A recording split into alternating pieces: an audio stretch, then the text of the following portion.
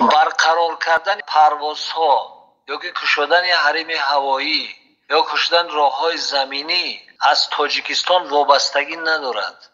کشودن حریم هوایی پروازها بین روسیه و دیگر دولت‌ها وابستگی دارد از حکومت فدراسیون روسیه، از نهادهایی که با این مسئله مشغولند و در حال حاضر جانب روسیه درباره آن آمادگی جانب تاجیکستان درباره کشودن حریم هوایی ولی پاسخی مثبت نداده است. همش وابسته است از وضع اپیدمیولوژی در فدراسیون روسیه.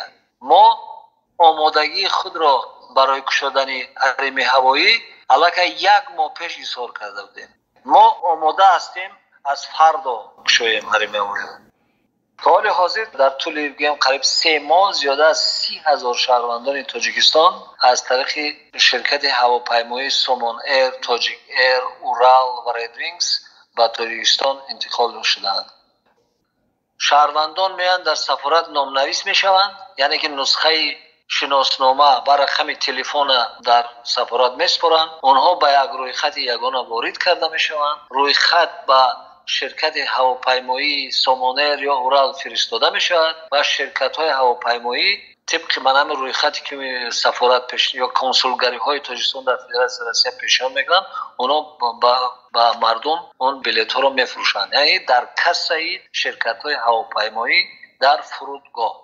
من همیشه جریان گرفته ایستاده است و یگان دیگرگونی دیگر حال در نظر داشته نشده است. ما تا ماه سپتامبر قریب 53 پرواز سومونر بود، 11 پرواز اورال بود، 4 پرواز رید وینگز. من حساب کنید چقدر پرواز در 2 هفته ماه سپتامبر و از 15 بود تا آخر ماه هم مثلا تعداد پروازها شاید که زیادتر شود و کم نمی شود. یعنی که شرکت هایی که من نام بر کردم از درباره سومونر میگن این پروازها رو به انجام میدن. شاید که پروازها از مسکو باز زیاد شوند، یعنی که در اینجا یگان ترس و یگان وهم باید نباشد. پروازها ادامه دارند و مردم میتواند نامنویس کند و وقتی که نوبتش رسید میرود از کاسه شرکت هواپیمایی بلیط هواپیما رو دسترسی میکند. یگان مشکلی در اینجا نیست، فقط مردمی که نامنویس میشن باید انتظار شوند. چرا که همین ماهی تیر ماه شد اصلا مهاجران مهنتی شهروندانی که تاجیکستان در اینجا زندگی میکنن اونها به وطن برمیگردن و همه وقت نوبسته از این پاندمی و اپیدمی کرونا ویروس در وقت تیر ماه یعنی تعداد زیادی شهروندان ما به وطن برمیگردن. از همین خاطر تعداد خواهشمندان زیاد است، پروازها کمترند. برای همین هم انتظار شدن در کار و نوبت، یعنی که با تدریج همه پرواز میکنن. در یک روز 400 نفر پرواز کنن، تعداد شهروندانی که میان نامنویس میکنن از 2000 زیاد است. همین سبب مردم باید با نوبت یعنی که انتظار شوند. در برابر این میشود که شهروندانی که شاید با کسلی های وزنی یا که با سبب های مثلا که اسناد دارن شاید خشان نزدیکشون فرق میکنن، اونا را ما به نوبت البته روان میکنیم و تعداد این خیلی شهروندان زیاد نیست.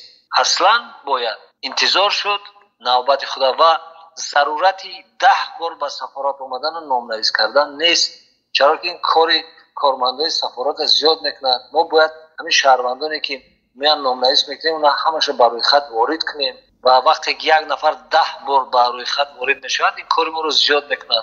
این معنی ندارد که یه کس 10 بار بیاید باید تستر پرواز میکنه. نوبت که رسید میروند. یگانه دولتی که همین قدر تعداد پروازهای زیاد دارد این تاجیکستان است. یگان دولت دیگر این قدر پروازها در یک روز تا 3 بعضی وقت 4 پرواز ندارد.